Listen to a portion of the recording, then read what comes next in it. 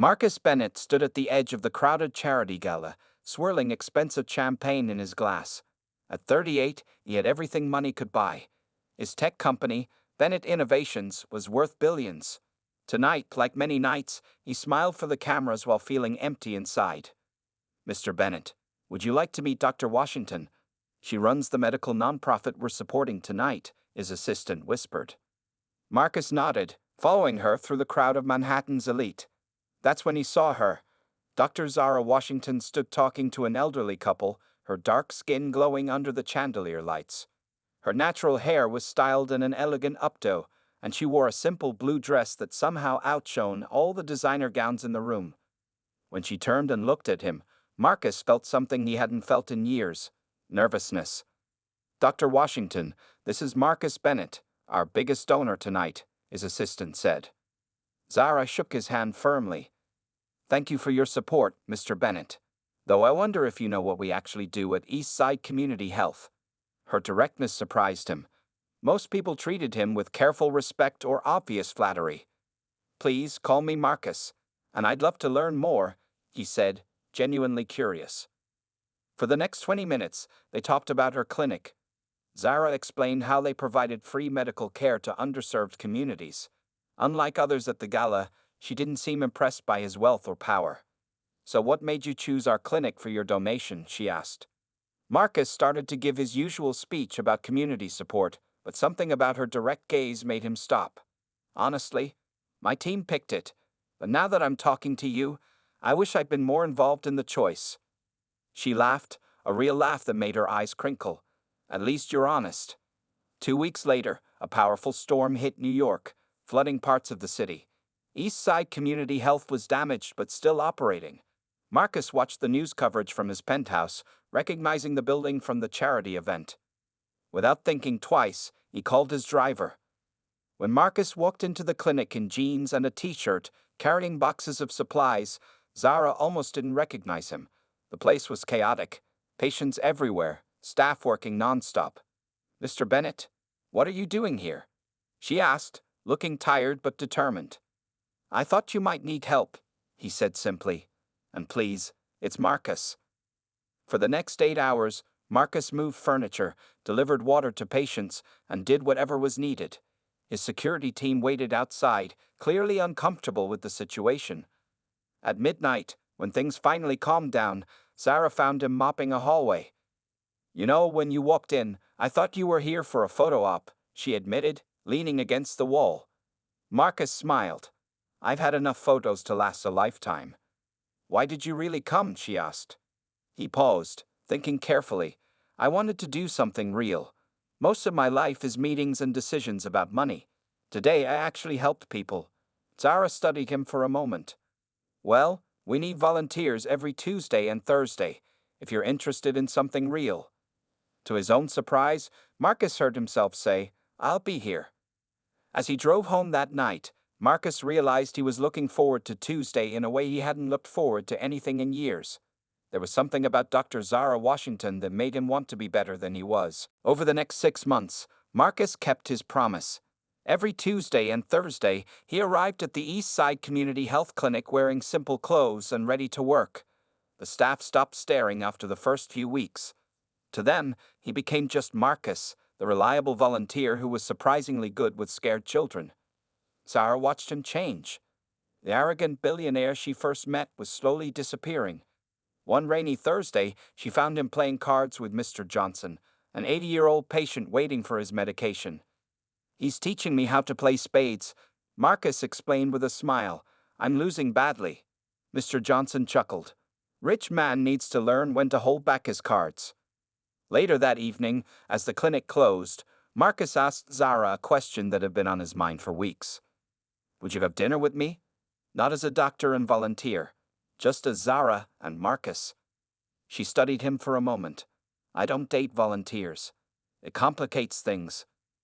"I understand," Marcus said, trying to hide his disappointment. "But," Zara continued with a small smile, "I could have coffee with a friend on a Saturday." Their coffee date lasted 3 hours. Zara told him about growing up in Detroit with her mother who worked 2 jobs to support them. how she earned scholarships for medical school and chose to open her clinic instead of joining a high-paying hospital. Marcus shared stories from his own life, starting his company in his garage, the failures before success, and how empty victory felt sometimes. Most people don't believe me when I say money doesn't make you happy, he admitted. I believe you, Zara said, but it sure makes life easier. He laughed. Fair point. Coffee led to dinner the next weekend. Dinner led to a walk in Central Park. Soon they were seeing each other regularly, building something neither had expected. Marcus found himself sharing things he'd never told anyone, his fears, his dreams beyond business. Zara challenged his views and opened his eyes to realities outside his privileged world. You can't solve everything with money, Marcus, she told him one night after he suggested buying a building to house homeless families. Then what's the point of having it? He asked, frustrated. The point is using it wisely, combined with real effort and understanding. Change takes more than writing checks. These conversations changed Marcus. For the first time, someone saw him as more than his bank account but also held him accountable for his blind spots. 3 months into their relationship, a health crisis hit the neighborhood. A mysterious illness affected several families. Zara worked nonstop, barely sleeping. Without telling her, Marcus brought in top medical specialists as consultants for the clinic. They identified the problem, contaminated water in an old apartment building. But solving it would take more than doctors. The landlord won't fix the pipes, Zara said, exhausted after another long day. He says it costs too much. The next day, Marcus bought the building. When Zara found out, she was furious. I didn't ask you to throw money at this problem. You didn't have to ask, Marcus said quietly.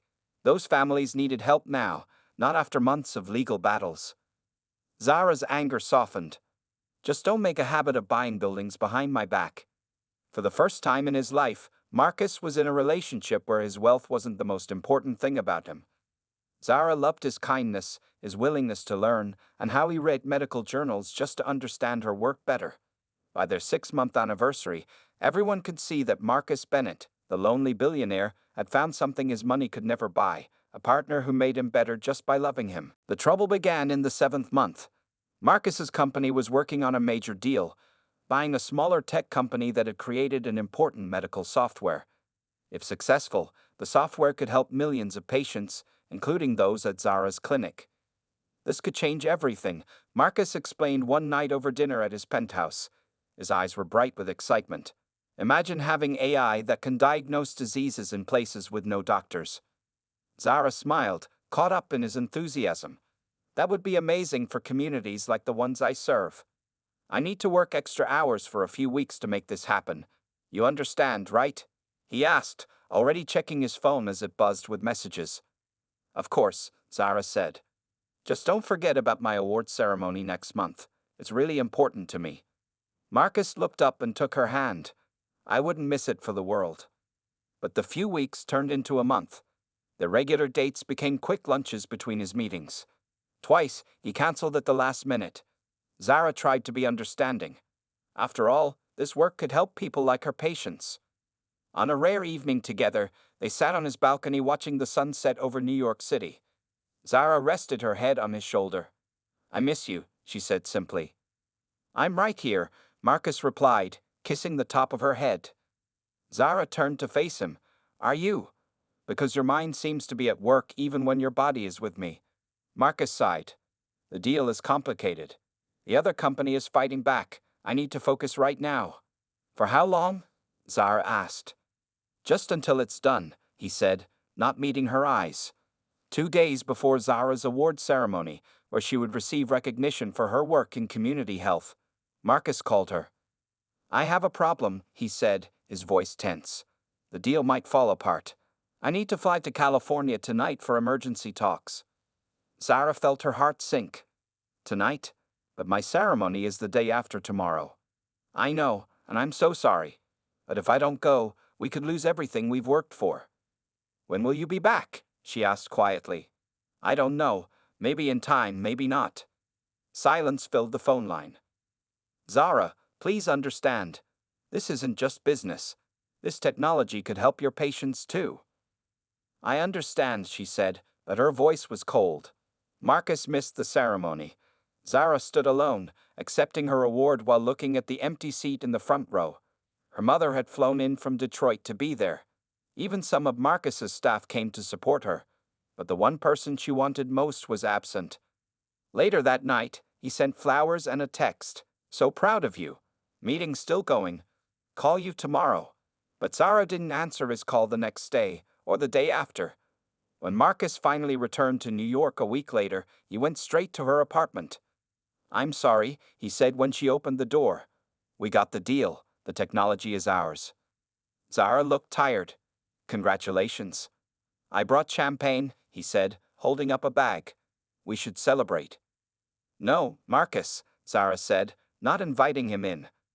"This is the third important event of mine you missed. First my mother's visit, then the clinic fundraiser, and now this award. But I was working on something important." "So was I," she interrupted. "My work is important too, but I still made time for your company events, your family dinner, your birthday." Marcus felt a cold fear building in his chest. "What are you saying?" "I'm saying that I can't be with someone who makes me feel like an afterthought," Zara said, tears in her eyes. "You haven't really been present with me for months." "I can do better," Marcus promised. "The deal is done now." "Until the next deal," Zara said softly. "I think we need to end this, Marcus. We want different things." She closed the door, leaving Marcus standing alone in the hallway, the most powerful man in the room, but completely powerless to fix what mattered most. Marcus threw himself into work after Zara ended things. He stayed at the office until midnight, came in on weekends, and barely went to his empty penthouse. His staff noticed the change but knew better than to mention it. "You need to slow down," Marcus's sister, Tanya, told him 1 month after the breakup. She had stopped by his office unexpectedly and found him looking pale and thin. "I'm fine," Marcus said, not looking up from his computer. "The medical software launch needs my attention." Tanya walked over and closed his laptop. "You haven't returned my calls in weeks. Mom is worried." "I've been busy." "You've been hiding," she corrected him. "Is this about Zara?" At the sound of her name, Marcus's face changed. He looked suddenly lost, like a child. "She was right to leave me," he said quietly.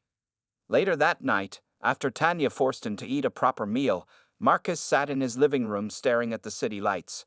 The software deal that had seemed so important now felt hollow. Yes, it would help people, but he had lost the person who made him want to be better. The next morning, Marcus's longtime driver, Joseph, picked him up for work. "Good morning, Mr. Bennett," Joseph said, opening the car door.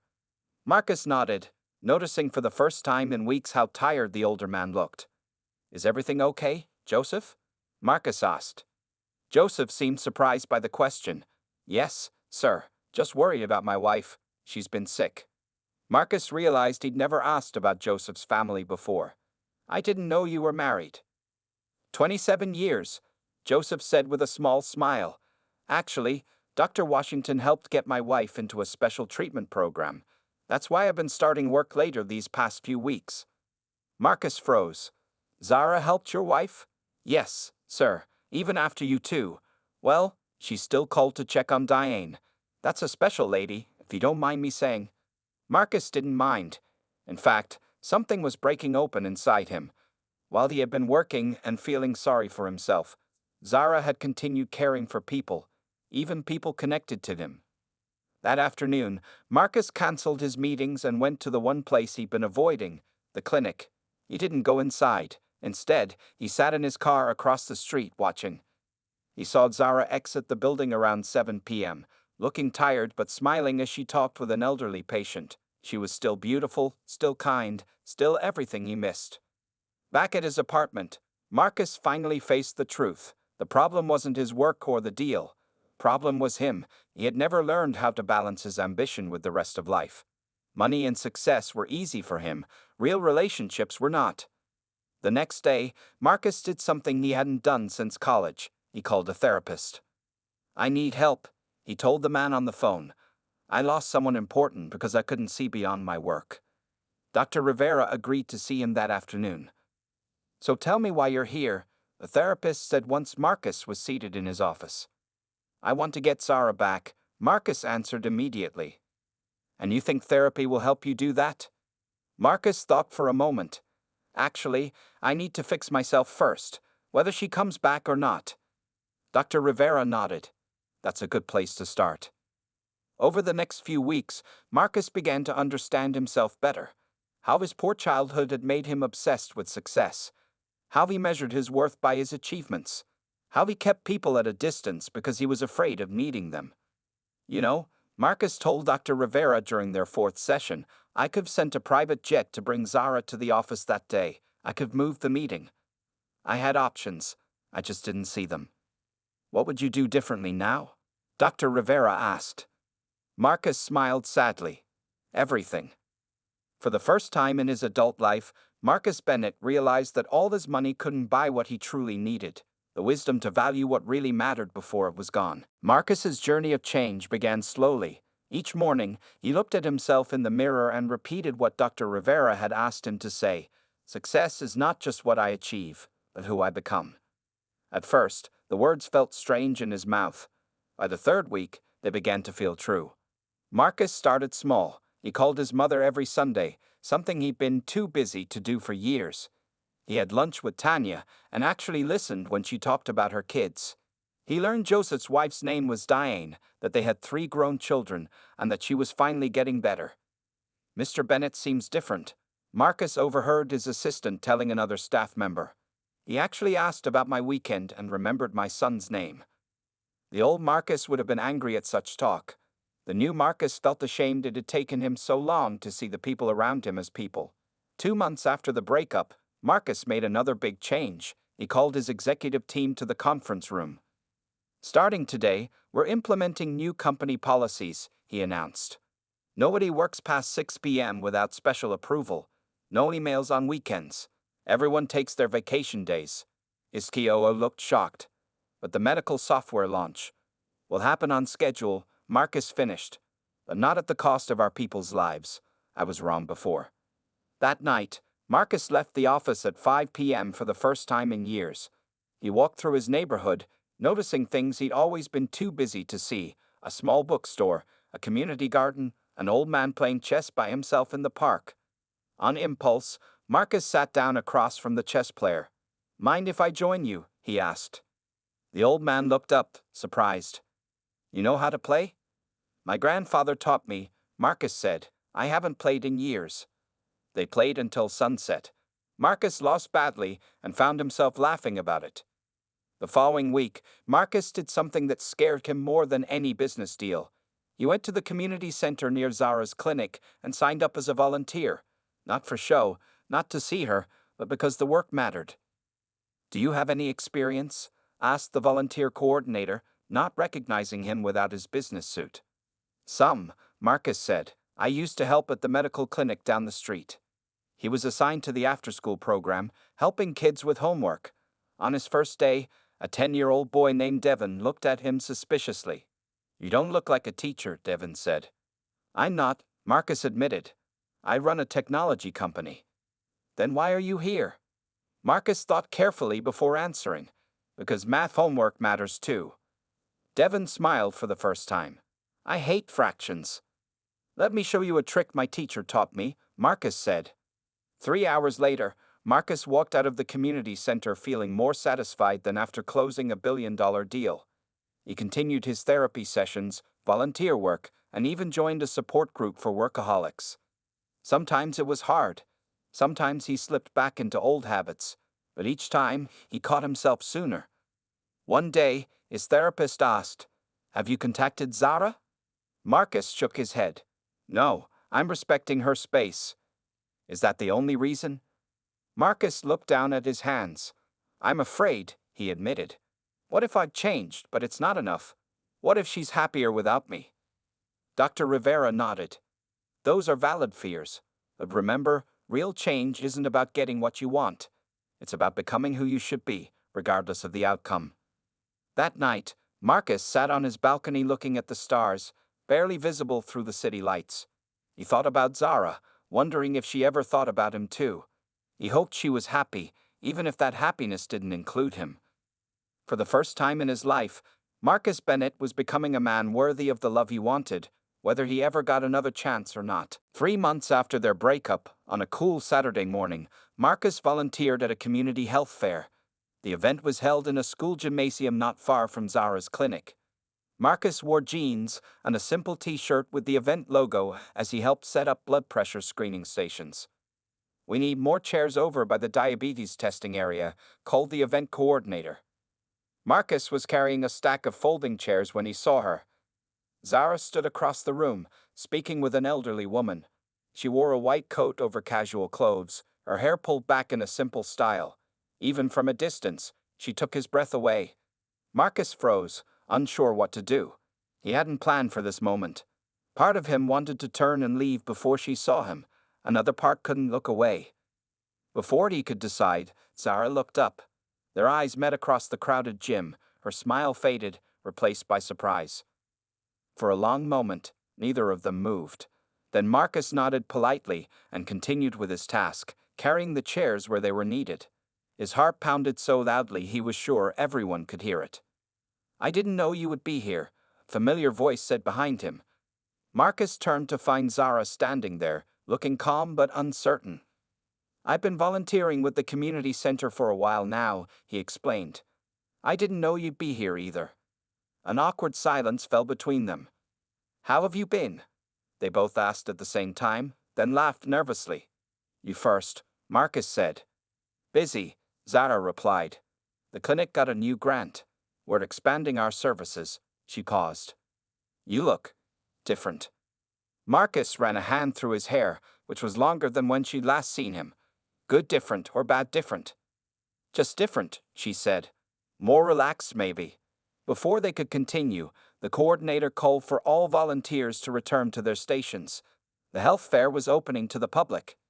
"I should go," Zara said. "I'm running the blood pressure station." "I'm helping with registration at the front," Marcus replied. "It was good to see you, Zara." Throughout the day, Marcus caught glimpses of her across the gym. Sometimes, he felt her watching him too.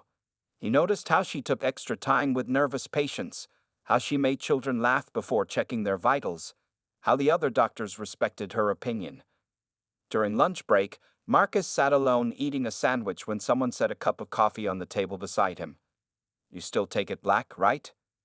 Zara asked, sitting down across from him.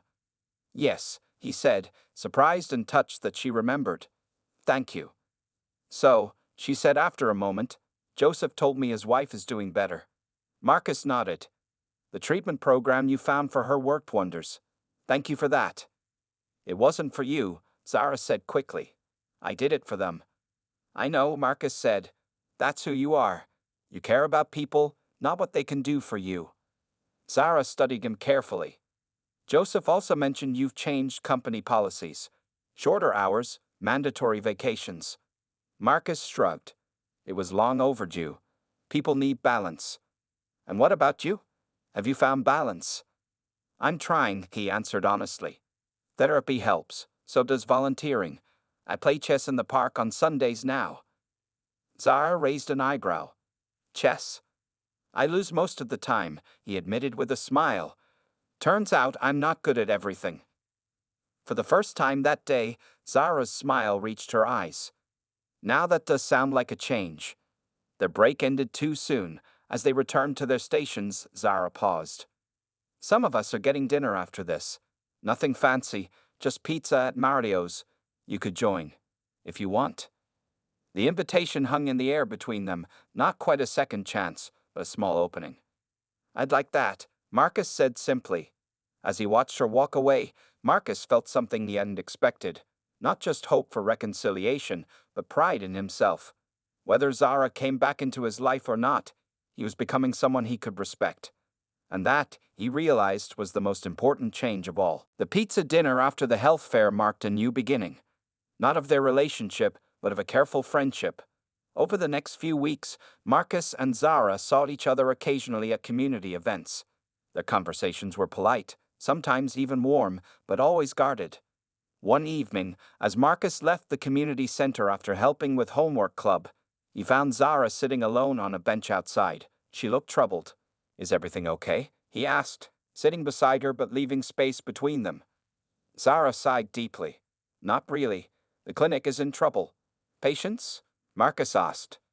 Money, she replied. Our main funding source is cutting back. Without that money, we'll have to reduce services or close completely. Marcus felt his old instincts kick in to immediately offer money to solve the problem with his wealth, but he stopped himself, remembering how that approach had failed before. I'm sorry to hear that, he said instead. What options are you considering? Zara looked surprised at his response. She had clearly expected him to offer a check. We're applying for other grants, but the timing is bad. Most foundations have already allocated their yearly funds. She rubbed her temples. I've worked so hard to build this clinic. The community needs us. They do? Marcus agreed. Is there anything I can do to help? Not financially, he added quickly. Maybe connections or advice.